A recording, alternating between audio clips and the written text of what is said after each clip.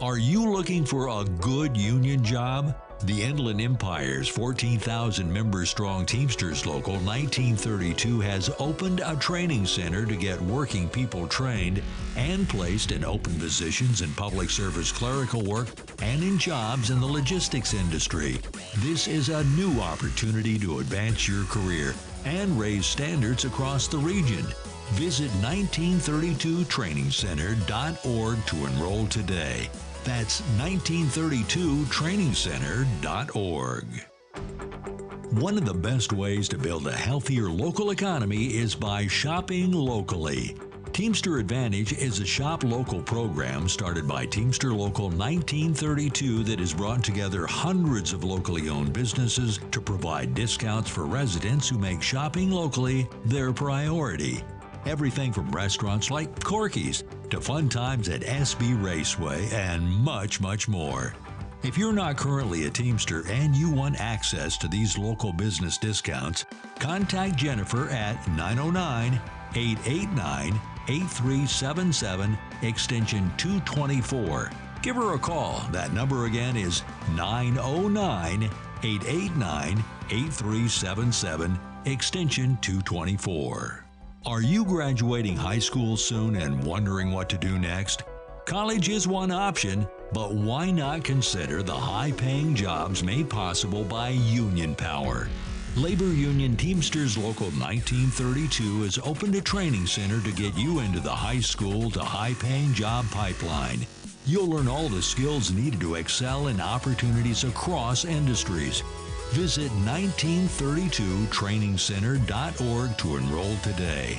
That's 1932trainingcenter.org.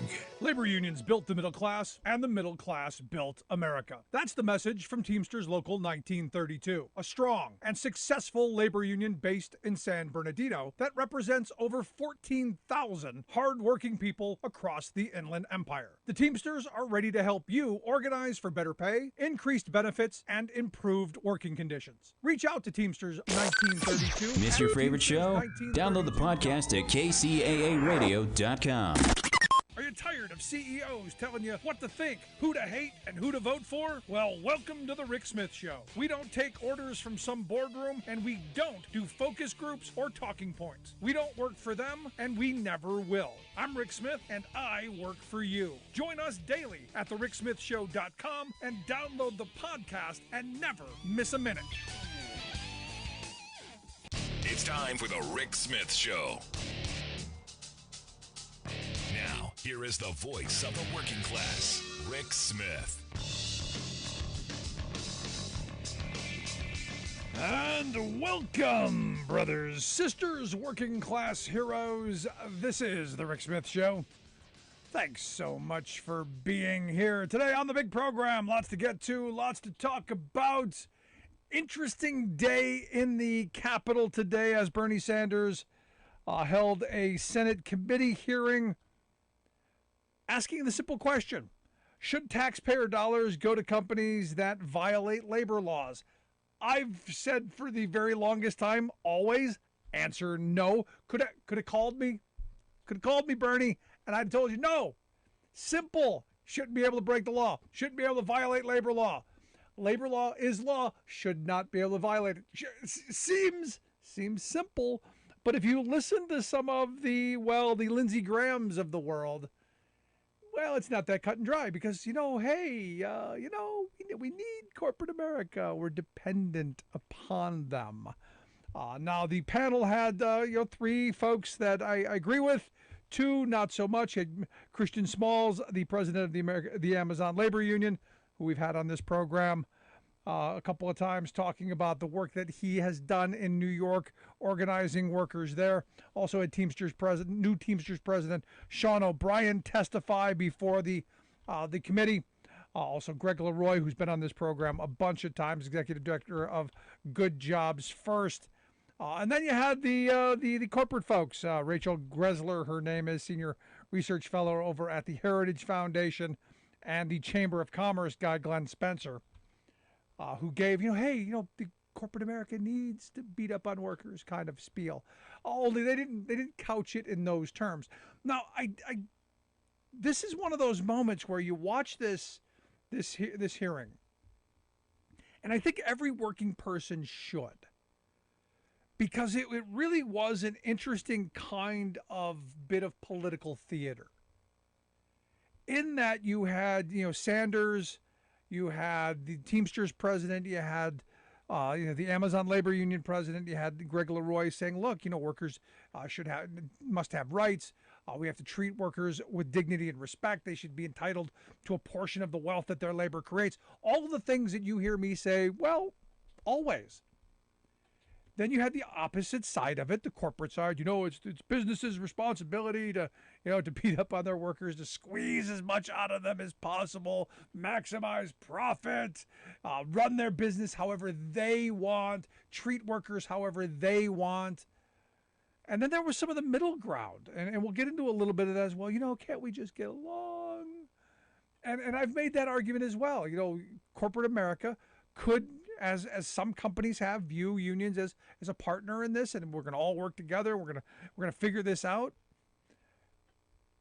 I find it interesting the people who are making that the third way we can all get along don't quite seem to get that the workers want it that way. The workers don't want an adversarial relationship. The workers don't want to be constantly at odds, butting heads. They want to be able to make a good living. They want to be able to support their families. They want to be able to have some dignity and respect on the job. They want to be safe. And, this hearing for me, while these Senate hearings can get a little wonky and boring, and most of us have lives that we have to get to, and I fully, completely understand that I'm probably the only one in all of our listening areas that bothered to watch this. But I think it's that important that I did spend the hour and a half, and I did watch every minute of it. And I'll tell you, it was the person who is closest to the ground that I agreed with. It was Christian Smalls who had the best lines of all of it, because it's the stuff that we talk about here. It's about the workers.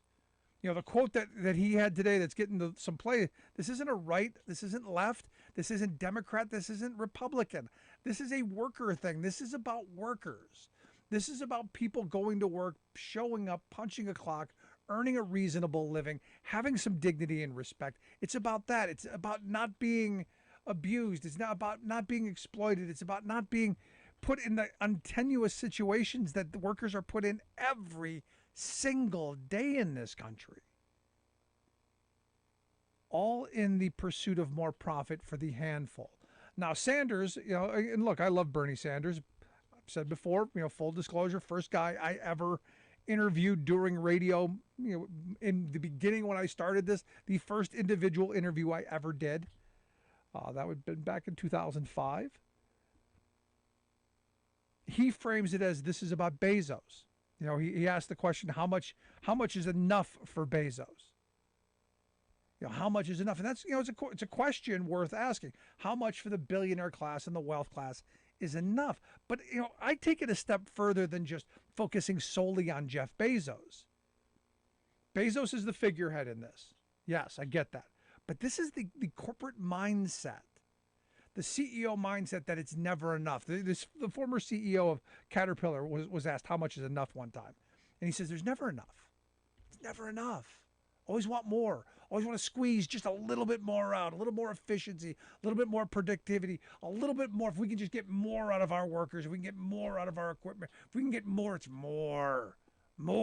And again, this is the difference between the more that Samuel Gompers was talking about, 100 some years ago, and the more that corporate America is talking about. It's that war between capital and labor. The more of capital is more for us, more greed. Greed is good, more profit, more shareholder value, more stock value, more for us. And the more that Gompers was talking about was more opportunity for life, liberty, pursuit of happiness, more opportunity for education, more opportunity for leisure and learning, and more opportunity for the better things that life has to offer, for life outside of a narrow pursuit of more profit. And I thought this, this political theater before me was interesting in those kind of those themes, because you had your characters. And, they did not disappoint. They brought their talking points. They hammered on their issues, and reality of reality. It is about the workers.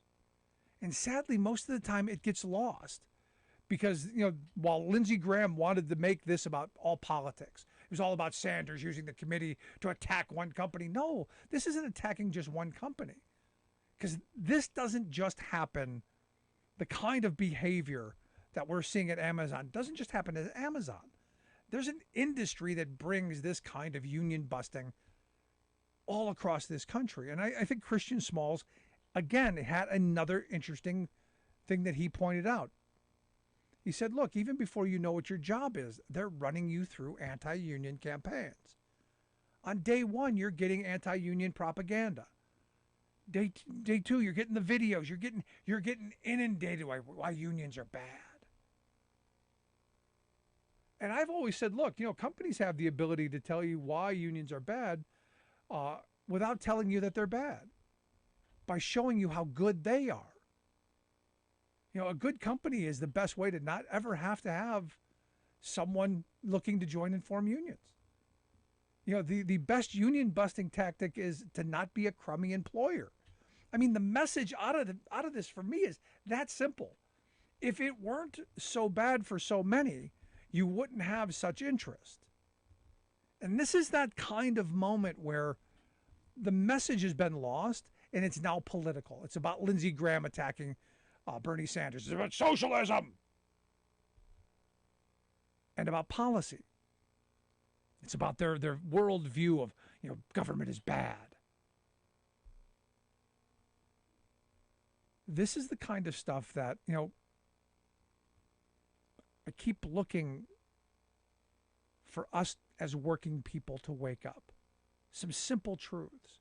And Christian Smalls, for his his dress and for his demeanor, is spot on message wise. He is speaking the language of the working class. It's about us. It's about the workers. We're the ones who are struggling. We're the ones who are suffering. We're the ones who are creating the profits and not sharing in the value. And at the end of this, policy leaders had better figure this out. Now, Lindsey Graham went into, back in the day, union density was at X amount of percent. Now it's down to like 6%. And it's right. And it's for all of the reasons that we've been talking about. The heavy-handedness of corporate America, and not just Amazon. Now, Graham wanted to focus on Sanders going, you're just going after just this one company. No, this is all of them that do this. All of these companies that do this stuff.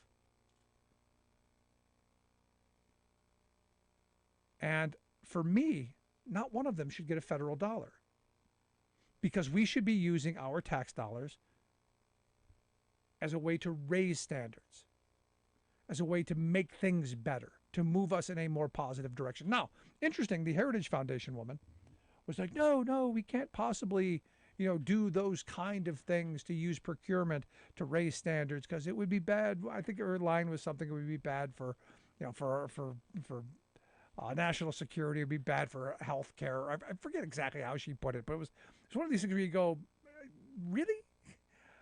So your argument is it's going to make things bad. Making things bad will make things better? And that's their logic, that if we exploit some, it'll be better for everybody. Or at least that seems to be what it is. Now, I thought Teamsters President Sean O'Brien did a good job. He said, look, at the end of the day, it's wrong for our government to give taxpayer dollars in the form of federal contracts to companies like Amazon.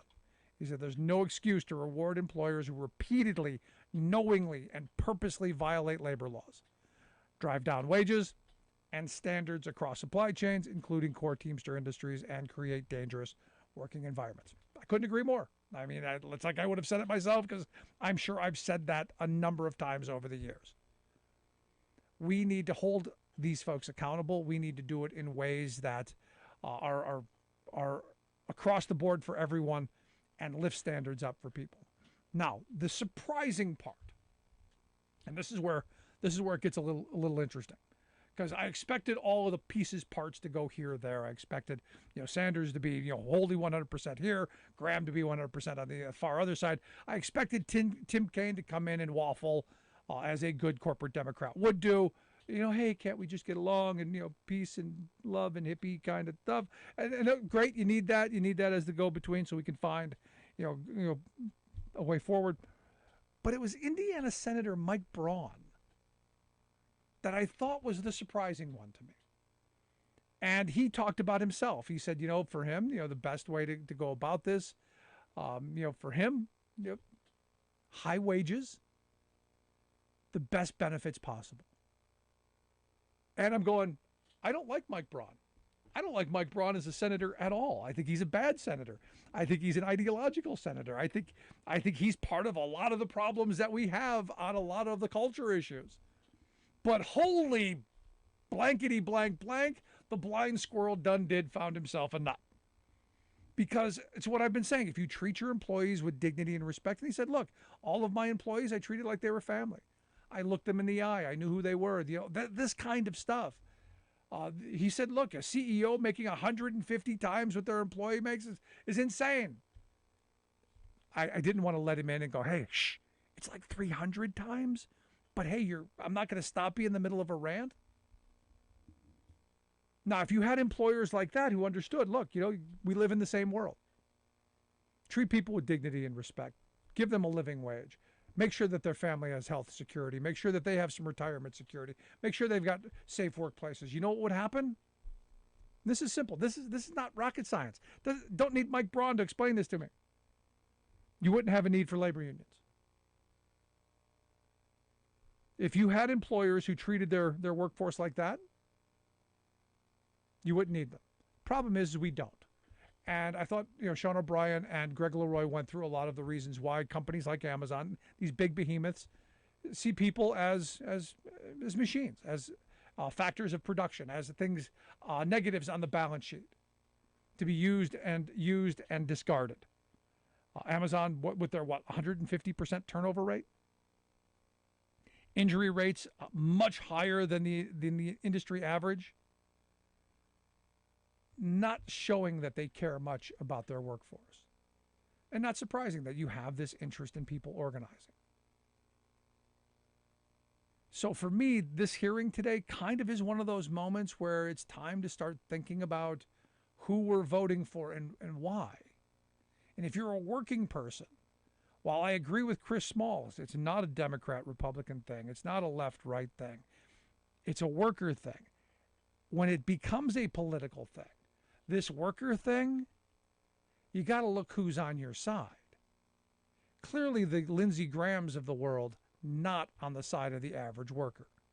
And he brought up Boeing, for instance. And Boeing has had some significant problems in trying to avoid their union workforce.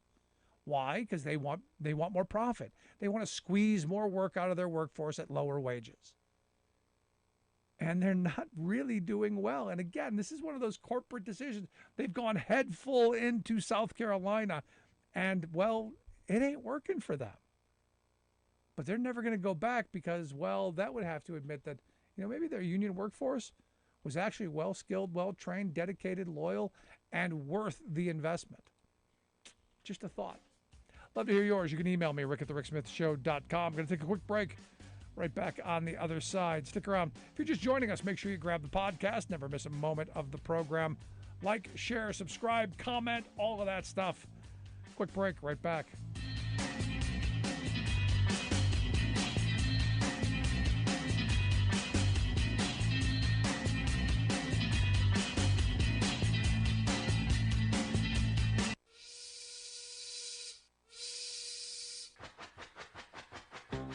If you're a fan of the show, you've heard our labor history in 2 segments, and you can hear them on the radio pretty much anywhere in the U.S. Labor history has never been more important than it is right now. So here's what we'd like you to do. Tell a teacher. Tell a teacher that labor history is important and that they can get digestible, 2-minute lessons that are absolutely free. Free to download, free to use, free to share. Tell a teacher to go to thericksmithshow.com/history and help us put labor back where it belongs, in the classroom. You know, generations of American workers fought, bled, and died to build the American way of life. It's our job to keep their stories alive. Go tell a teacher that we're here to help them do just that. Find us at thericksmithshow.com/history today.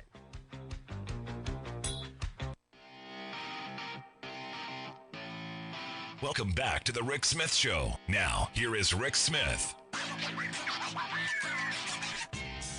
So one of the big points of contention that they were making is one of the things that Senator Sanders wants is when you do use federal dollars for contracting, that employers have to sign neutrality agreements, allow workers to join and form unions without interference.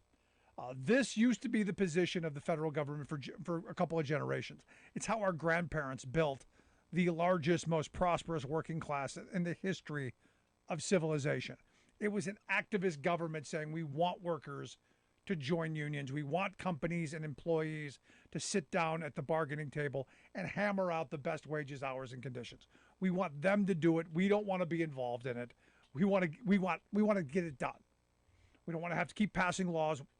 We believe in democratizing the workplace. Now, I found it interesting that the Heritage Foundation people said that by signing neutrality agreements, that this would harm workers, that the companies signing these would actually harm the workers. I love this line of thinking. This is my favorite. This is my favorite abuser kind of thought process.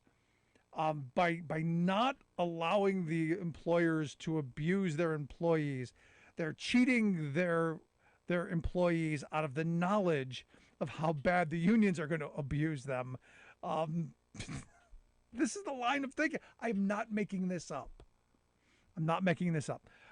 The argument was that it's the company's responsibility to their workforce to tell the employees how bad unions are. So it's the company's responsibility to hold captive audience meetings and bring in union busters that they're paying $20,000 an hour to lie to them and threaten them and threaten to close plants and you know, all kinds of stuff. All of the things that we've heard from these union busters. It's their responsibility. It's not their right. It's not, you know, they made that argument too. You know, it's their right to make their case. They should be able to say whatever they want. It's free, yeah, all that. No, it's their responsibility. It's a must for corporate America to do this. Now, it got me thinking as I'm hearing this line of logic that, you know, we came from a world not too long ago, you know, 1932 actually, was when the Norris-LaGuardia Act was passed that banned yellow dog contracts.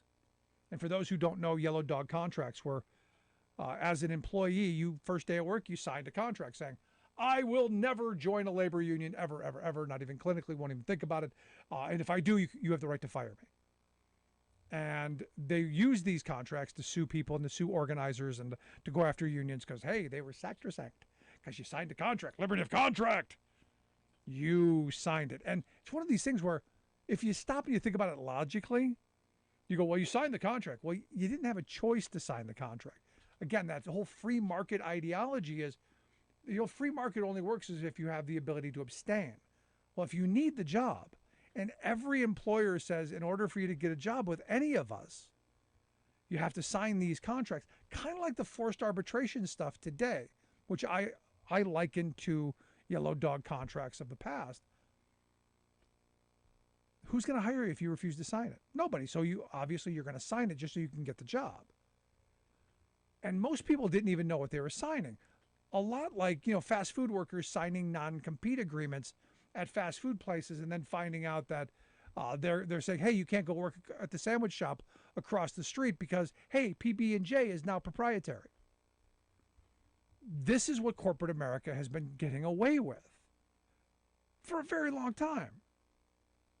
And there was a brief period in history where the Supreme Court wasn't crazy, where we had strong labor unions, where we had active, engaged workers in their unions fighting back against this stuff. And we're at a moment right now where that kind of activism is coming back. And the wealth class a little concerned. The Lindsey Grahams of the world a little concerned. Now look, I understand some people may have problems with joining a union. Don't. You can go somewhere else. That simple. But in unionized workplaces, everybody should pay into the system that creates the wages, hours, and conditions that they earn. It is that simple to me. It doesn't get any more difficult. There's no free riders. I don't get a free lunch in anything else I do. And they hammered on this during the hearing. The Chamber of Commerce wouldn't let me come to one of their dinners where there was a speaker that I wanted to hear. I asked. I said, hey, I'm not a member, but I want to come. And I want to come for free because I want to see the speaker. I want the benefit of your organization, but I don't want to pay for it. Do you know they wouldn't let me come? Are you surprised? Should I have been allowed to come? Of course not. Not even I believe that. But that's what they're selling us. And this is the world that the cons want us to believe is possible. I want a world where we all work hard, we all play by the rules, and we all get ahead. Where we share in the wealth that our labor creates. That we all have dignity and respect when we're at work and in society. It seems pretty simple to me. Love to hear your thoughts. You can email me, rick@thericksmithshow.com. We'll take a quick break right back after this. Remember, if you're just now joining us, grab the podcast. Never miss a second. Always there, always available anywhere you find your podcasts, from iTunes to iHeart, Stitcher to Podbean, everywhere in between. Always there, always on, always ready for you. Quick break, right back. I'm Rick Smith, and this is Labor History in 2. On this day in labor history, the year was 1886. That was the day Wisconsin State Militia shot down workers striking for the 8-hour day in Milwaukee, Wisconsin, killing 7. It's known as the Bayview Massacre. As cities across America erupted into strikes for the 8-hour day, municipal workers in Milwaukee had already won shorter working hours. Many private employers had followed suit. The Central Labor Union and the Knights of Labor mobilized thousands in the campaign to bring the rest of the city's employers into line. Building tradesmen joined Polish, German, and Native American laborers in strikes and marches across the city for nearly a week. They marched to area factories, calling out to workers to join the strike. By May 3rd, every factory in town was shut down except for the Milwaukee Iron Company rolling mill in Bayview. Workers marched to the mills and demanded workers join them. At this point, Governor Rusk called out the militia. They formed a line just inside the gate to prevent strikers from reaching mill workers.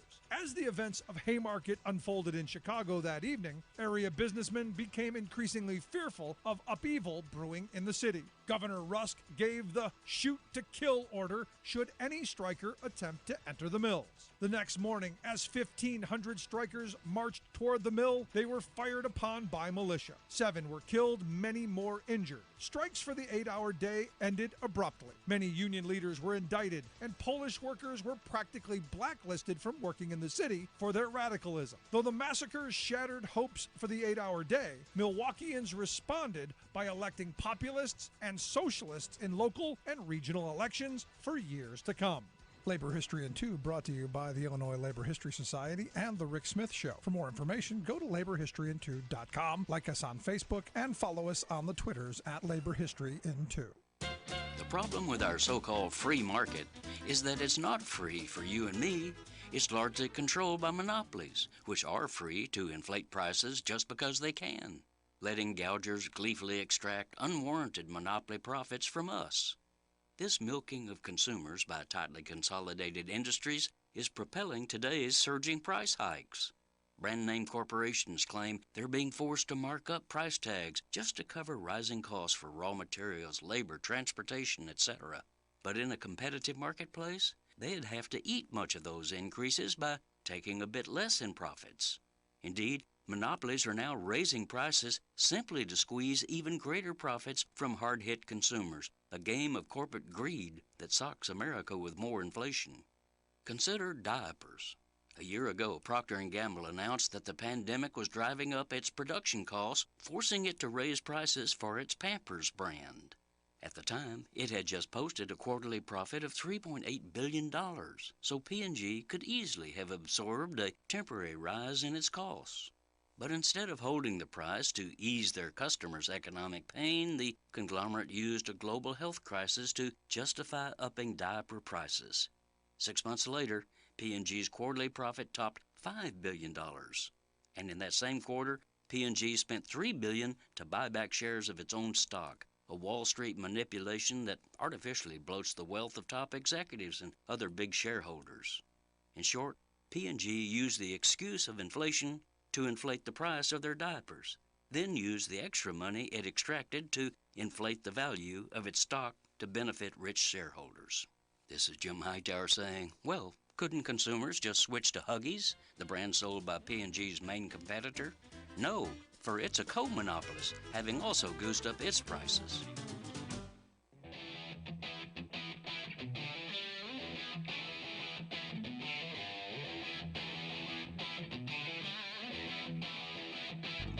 Welcome back to the Rick Smith Show. Now, here is Rick Smith. So Matt Gaetz taking a beating, as he should. You knew when the tweet of the overeducated, underloved woman thing, you knew that wasn't going to fare well for a guy who allegedly had to pay for sex. You knew that was going to go poorly. And look, I'm waiting for the flow of more things to come out against him. I mean, we're going to talk about the Madison Cawthorn stuff here in a bit, because that's all Republicans throwing him under the bus. This is not Democrats doing this at all. These are the people who sat with Madison Cawthorn. These are his friends doing this to him. I'm waiting for the overeducated, unloved Republican women to be not happy with Matt Gaetz, and maybe even not Marjorie Taylor Greene, because I don't put her in the over. I put her in the, this is what happens when you don't have an education. Maybe we need more overly educated women. And here to be one of those, one of my favorite overly educated, I don't even know what the hell that means. Maybe a smart woman can explain it to me. That's why I've asked my good friend Sarah Burris to come explain it to me. Sarah's a reporter over at Raw Story, one of the smartest people on the beat, and does fabulous work. Sarah, thanks for taking time for us. You are too kind. So let's start with question number one. What exactly is an overeducated woman? Maybe it's those of us who are still paying off our student loans. I guess if you got like over $40,000, maybe that's too much education. That's when your education gets too expensive. I don't know. I think the more educated a woman is, the better. But that's just me. I'm not from the 1600s, and it seems that Mr. Gaetz is. But, again, this is not somebody who really gets along that well with women unless he pays them. So, yeah. So this gets me to this point, though. This idea, and you get this on the right. Look, I mean, Donald Trump. I love the poorly educated. This distrust of smart. This distrust of science, this distrust of education, this hatred of, all the things that would be, I don't know, erudite, just some thoughts, people with, things between their ears, bad. This kind of plays into that frame, doesn't it? I mean, this is who they are. I mean, this is them telling us this is who we are. Absolutely, it does. And the dumber you are, the easier you are to control. And you would think that people would have figured that out a while ago about the Republican Party, that this is all about control. This is obviously the Supreme Court news this week is all about controlling women's bodies. It's all about controlling the information that's in schools with anti-CRT and Don't Say Gay. Like everything that Republicans do is about controlling you. And this is the party that used to be about small government, that used to be about getting the government out of your business. And now it really has become this crazy overlord that's just so anti-American, it's ridiculous. No, Sarah. It's about freedom. This is about freedom. It's about freedom. Haven't you heard? It's about freedom. Freedom. Freedom, my Aunt Fanny. No, but this is how it's been framed. I mean, this is, I've had a couple of people tell me this is about getting, big government off our backs. And I'm going, explain to me how this is getting government out of your lives. And no one's outside of, it's like the South Park episode, with, we collect underpants and then we get rich. There's that big gap in the middle of, okay, you collect all the underpants. How do you get to the end? This is, okay, you've caught the dog's caught the car. How is this freedom? How does this make lives better? Explain this? Because it seems to me that you've put government right smack in the lives of every woman and every family in this country now, because you're going to create an environment where, well, I'm waiting for Dog the Bounty Hunter to start sniffing through people's garbage to make sure that some woman didn't have an abortion somewhere else. Yeah, and first of all, let's give you props for having a South Park reference. Well played. But this is government, shrinking government down so small that it can fit up your hoo-ha in your uterus. All of these people who have been complaining so much about wearing your mask and the government can't dictate that I get vaccinated. You're basically mandating that the government decides somebody's health care. And the fact that that has gone over people's head is beyond me. The law in Louisiana that was passed out of committee today would make abortion illegal at any stage at all. So we're talking an embryo at an IVF clinic. If it's thrown out and not implanted, you can now be charged with homicide. Like, that is the law that they want to pass. And I saw some Republican, conservative, whatever person on Twitter today say, that's never going to happen because, that's just not good optics. And it took less than 8 hours, and that law was passed out of committee. And I was like, did you not notice this? Are you going to do a retraction? Are you going to write some big article about how, oh, whoops, I was wrong? Because it clearly, whatever Republicans seem to think, their little talking points that they put out today, it's all about, oh, Democrats are so reactionary because we're not taking away birth control, except that's what they're going to do in Louisiana. Forget an IUD. God forbid you can have, Plan B or whatever. And so the idea that somehow we're hysterical about this is beyond me. We should be hysterical, frankly. We should all be hysterical. Even people who don't have a uterus should absolutely be hysterical because, you might love somebody who has a uterus. You might be having sex with somebody who has a uterus who now you're going to be on the hook for 18 years. So think about that one as well. Are you? I mean, this is the thing that gets me. Are we passing laws to make sure that people are on the hook? Because look, I tell my story in this. Look, I don't even know who my father is. I don't even know his name, and I don't want to know.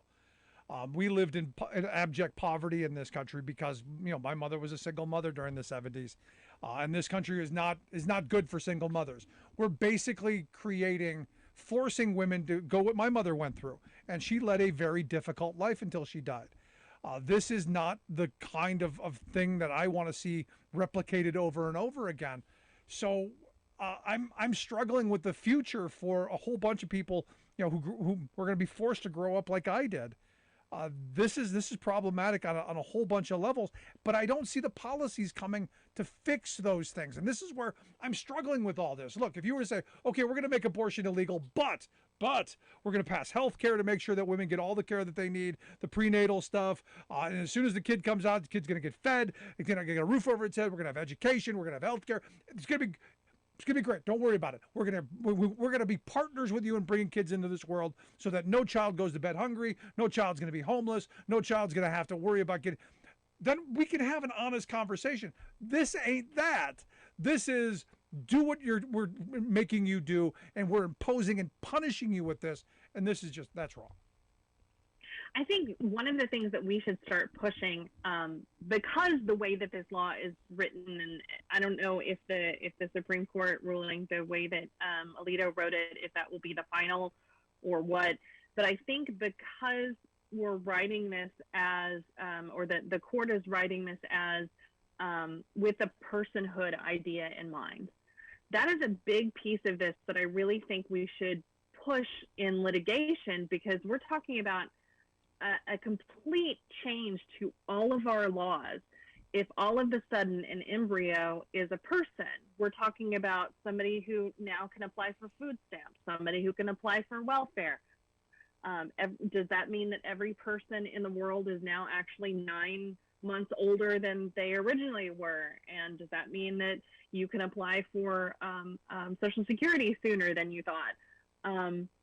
There are so many different things, like, can you drive in the carpool lane now because you're pregnant, right? Like, all of these very interesting questions. I think that we should push this in court, because I would love for Republicans to be able to stand up and say, well, yeah, you're pregnant, but that's not actually a person, so you can't drive in the carpool lane.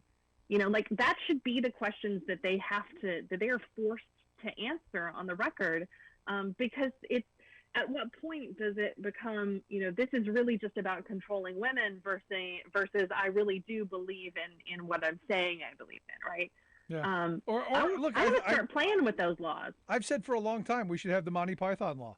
You know, the every sperm is sacred. You know. Well, there's that too. We go that route. There'd be a lot of teenage boys worrying. You're listening to the Rick Smith Show here with Sarah Burris, reporter at Raw Story. RawStory.com, the website. You want to check out the work that she does there. Great stuff. But, you know, I think that's the important part of this conversation. You know, this is a one-way street, and we're putting all the burden on women without going, hey, okay, it does take two to tango. Maybe you start imposing, you know, maximum sentences on stuff. You start bringing some attention to the other side of this equation. I think is that defeatist in the idea that this is already going to happen? Because here's where my other thought in this is. Look, I'm personally not in favor of abortion. I personally wouldn't have one. But, you know, being a 55-year-old white guy, I'm well past my childbearing years. So I don't have a lot of say in this. But I know government isn't the right person to make this decision. And I certainly know evangelical right-wing fanatics are certainly not the right people to be making this decision. Mm-hmm. And this is where, again, I think we should be having the right people do this. Women, their doctors, and their conscience. Not me, not some crazy person, them. And not somebody's God. Whoever your God is may not be my God. The government doesn't dictate what religious figure should be in control of your lives, what what kind of religious classroom you can have, or what you're mandated to say or not say in your classroom. All of these things seem to be this spiral down into this kind of Christian nationalism that we're seeing little tiny pieces of it, and at some point it's really just a slippery slope before we're just like, oh God, this is a lot. No, right? I took a beating a couple of years ago from people over. I said, I'm much more concerned about Christian Sharia law than I was, Sharia law when they were Islamophobic, terrorism, or whatever words they were using, buzzwords they were throwing out. I was going, no, I'm just as afraid, if not more so, of the Christian terrorists who want to bring us their version of Sharia law, because this is a part of that. It's about the control. It's about the oppression. It's about what we're seeing. Now, interestingly enough, I'm looking at Susan Collins, who, why? Does she have any credibility left anywhere? No. Okay. No, God, no. And what's funny too is there was, I guess, she made some comment today about the law that they're going to try and pass in the Senate, but they're going to just bring up for a vote. In the Senate. Thanks for stepping all over that. This is where I was going. And Blumenthal, this is interesting. Blumenthal, she made some comment about how this basically would strip the rights from any Catholic university hospitals or Catholic hospitals or religious hospitals who don't believe in performing abortions. And I think it was either Blumenthal or Whitehouse who was just like, what the hell are you talking about? No, it doesn't. And it's sort of like, I just, now Susan Collins is just making stuff up. You know, like, I don't know if she's just straight out lying or she's just making stuff up, but, and, you know, we were talking about that law, the you know, putting it before Congress, and it's like, we already know who is anti-choice. They voted for Kavanaugh. They voted for Amy Coney Barrett after she said that a child had to give birth, right? Like, there's a whole bunch of states around who've now decided that they're going to hand babies to child molesters. These people who somehow think that they're going to be, that they're fighting this war against pedophilia and all this QAnon stuff, and yet they're handing babies over to child molesters? Yeah. Really? Now, I understand there's a vote coming up. Schumer is calling for a vote, I guess, next week sometime early. You know, I think they're doing a vote tomorrow. Are they doing a vote tomorrow? I thought they were. I thought it was up on Wednesday, but it could be as early as early as tomorrow. I don't know. I was on the way to the airport today. But this has got to happen. I think a vote has to happen. I think you know how it's going to go, and I think you're spot on accurate, right? We know how the vote's going to go, but I think you have to have it on the record in this moment. I think this is that next step, and you have to have it, because I think you need to keep putting these people on the record and keep it in front of them, and I think it needs to be in the debate. I think it should be in the debate. I think it's performative in a way that it makes me frustrated, because I'm ready to start figuring out what our next steps are.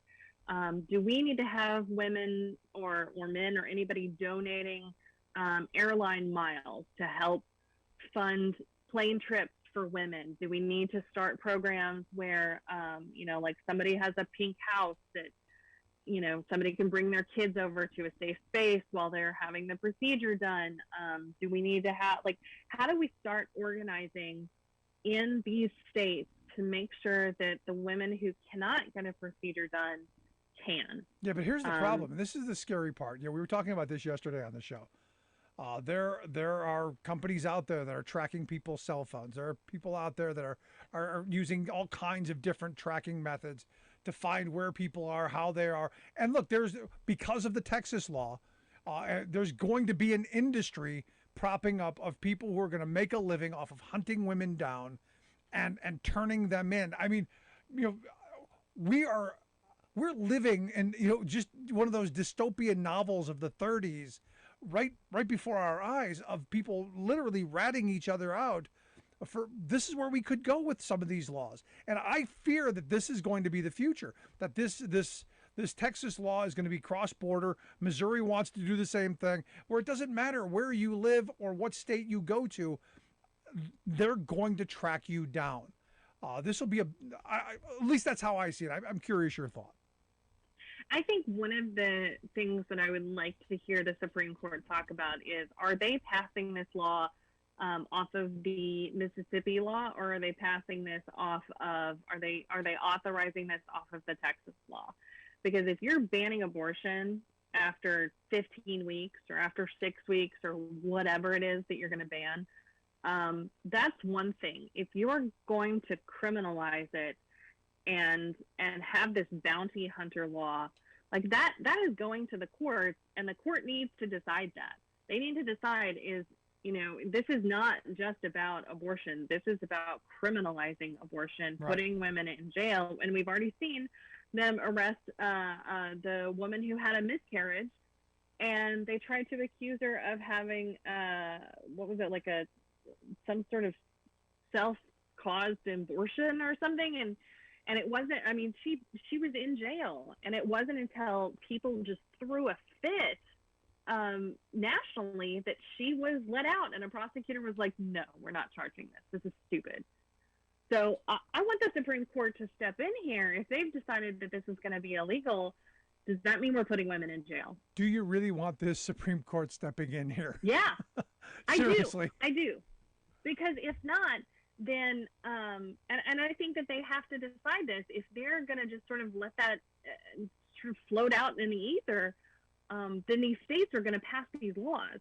And I think people who are going to the polls in November need to know what their government is supporting, right? And if the Supreme Court is doing this, then everybody who's going to the polls in November needs to be able to, vote for somebody else. If those are the laws that we're going to have, then people deserve to know that that's what their future is. Crazy stuff. You're listening to the Rick Smith Show with Sarah Burris, reporter at Raw Story. I got to get your thoughts on this, though. Change of topic. Like I said at the beginning, the Republicans are throwing Madison Cawthorn under the bus. And look, rightfully so. I mean, this guy's chaotic as all can be. And I know he said, don't judge me by the things I did in my early 20s, which was about 20 minutes ago. Because he's only 26 years old. But, twice he's had his license revoked. Twice he brought a gun to the airport and got caught. He's been, accused of unwanted sexual advances, insider trading, accused of misuse of taxpayer funds twice. He's been accused of violating House rules. We now find there's a sex tape or something sexual of a tape of him thrusting something in some guy's face, a cousin or something. I don't know. Here's him dressed up in women's clothes. You got the staffer rubbing his staff. You got some Nazi vacation stuff things going on. There's just, for a young guy, there's a lot. There's a lifetime of scandal here. There's a lifetime of bad choices here. In fact, so much so that you go, how exactly did you get into Congress without this stuff coming out in the first place? But again, I digress. He's still leading in the polls. Not only how did you make it the first time, but how the hell are you 26 years old and that is all of the stuff you've done? I'm 36 and I haven't done half of that stuff. Well, who has the time? I mean, I don't get how people have the energy for that. I got to work all day. I'm tired at the end of the day. I'm not going out sticking my, boobs in somebody's face. I think that there are two different things here. There are the actual crimes, and then there are the things that really highlight his hypocrisy. This idea of family values and morality, and he made some speech where he was complaining about people sexualizing everything. It's like, dude, you're on tape sticking your wang in some dude's face. Like, you want to talk to me about sexualizing something when you're waving it around on video? Come on. So I think a lot of the people are just like, oh, this is the same as exposing some woman's nude photos or stuff. And it's like, well, first of all, that part is blurred out at least. I think this is about calling out the hypocrisy of somebody who purports to be this paragon of virtue. And I think that regardless of what happens to Madison Cawthorn, he is the biggest gift to Democrats ever of all time. I mean, remember Aaron Schock when he spent all that money to dress up his office like Downton Abbey and had some sweetheart real estate deals and stuff. Republicans got rid of him very quickly. And so I'm wondering if this will happen with Madison Cawthorn, because they are the ones that are behind all of this dirt on him and trying to get rid of him. If they don't get rid of him, it really is just a gift for Democrats. So, I say I'm kind of for keep Madison Cawthorn, because he's going to make Democrats a lot of money. Yeah, write him in. And I, maybe you'll agree, maybe you'll disagree. I blame this all on the fact that he came out and he said that there are orgies and cocaine parties in D.C. He said the quiet part out loud, that his circle, the evangelical types, the prim and proper, the puritanical, that, well, they're a kinky bunch. That they've got some secrets in the closet that they don't want anyone to know. And when you say that stuff out loud, they push back. Yeah, and honestly, it makes me wonder if the one that he hacked off so much was McCarthy. He's someone who seems really upset about this. Is Kevin McCarthy having orgies and stuff at some fancy mansion in Virginia somewhere? I don't know. I think that if I was Madison Cawthorn and my own party was coming after me like that, I'd be throwing names out And if anything, like, I'd be throwing names out at the Inquirer to make some money out of it, or the Daily Mail or TMZ or something. He could be making a ton of money by naming names. So, just throwing it out there. If you're going to lose your career, you may as well go down swinging. Pardon the pun. He's going to need it, because once they're done with him, once they cut people off like this, they don't let them back into the fold. Yeah. Because I think he's gotten a little big for his britches, and I think this is their way of showing, because the entire party, I mean, the fact that they got both U.S. senators, they're attacking him. I mean, it's really, I'll be honest, it's really quite awe-inspiring, the level that they're going to get this guy out of there. I mean, it's quite amazing. This is why I'm actually, in a way, hoping that he wins. That is how you know that there really are a lot of orgies and a lot of cocaine happening. That is the best way that you can tell that this is really going on. And frankly, like, I had heard about the sex parties. I hadn't heard about orgies. But I had heard like a little bit about sex parties here and there, because every major city has people who are kinky and do whatever. But I think what Madison Cawthorn did is he seemed willing to talk about it with people. No, he violated the circle of trust. He violated the circle of trust. And that just... KCAA Loma Linda, 1050 AM, 106.5 FM, and now 102.3 FM.